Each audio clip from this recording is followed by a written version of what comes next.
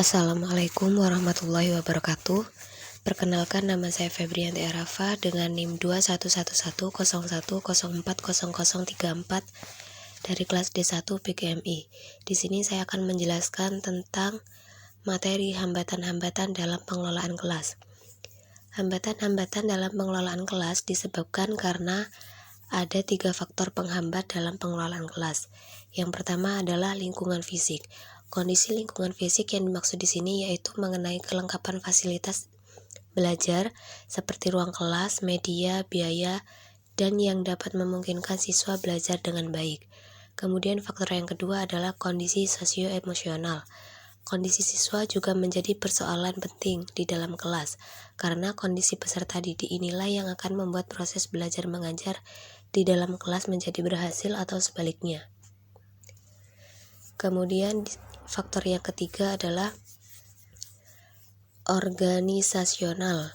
Beralih ke kondisi organisasional yang berlangsung berkaitan dengan faktor internal dan juga faktor eksternal dari siswa.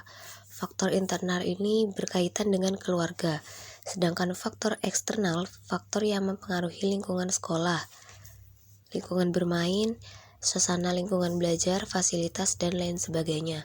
Kembali ke faktor lingkungan fisik yang telah disampaikan di atas. Kemudian yang selanjutnya adalah jenis masalah dalam pengelolaan kelas. Pengelolaan kelas merupakan aspek yang penting dalam pembelajaran di sekolah.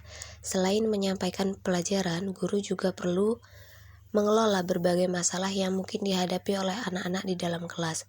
Masalah-masalah ini dapat mempengaruhi kenyamanan dan efektivitas pembelajaran. Di sini ada 4 masalah anak dalam pengelolaan kelas. Yang pertama adalah masalah perilaku, masalah motivasi, masalah akademik, dan masalah sosioemosional. Kemudian di sini ada cara-cara mengatasi hambatan-hambatan dalam pengelolaan kelas. Pengelolaan kelas yang efektif memerlukan kemampuan guru dalam menciptakan kondisi kelas yang kondusif dan mengatasi hambatan-hambatan yang dihadapi dalam proses belajar mengajar. Pengelolaan kelas berpengaruh terhadap proses kegiatan belajar mengajar.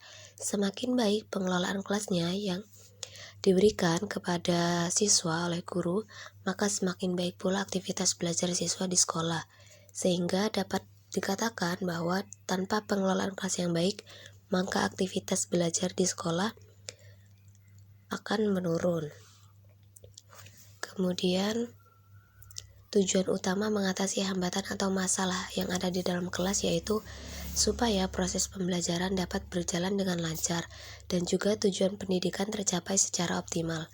Oleh karena itu, hal pertama yang harus dilakukan oleh guru yaitu membangun kesadaran bagi siswa untuk hidup secara bermartabat.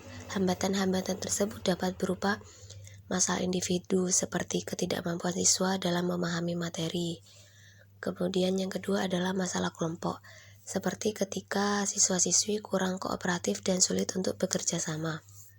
Untuk mengatasi hambatan-hambatan tersebut, guru menggunakan berbagai strategi seperti memberikan ganjaran bagi ketepatan waktu penyelesaian tugas siswanya. Kemudian yang kedua adalah penetapan norma kelompok yang produktif, serta pengaturan ruangan atau benda-benda di dalam kelas dan lain sebagainya. Mungkin itu saja yang dapat saya sampaikan, kurang lebihnya mohon maaf. Wassalamualaikum warahmatullahi wabarakatuh.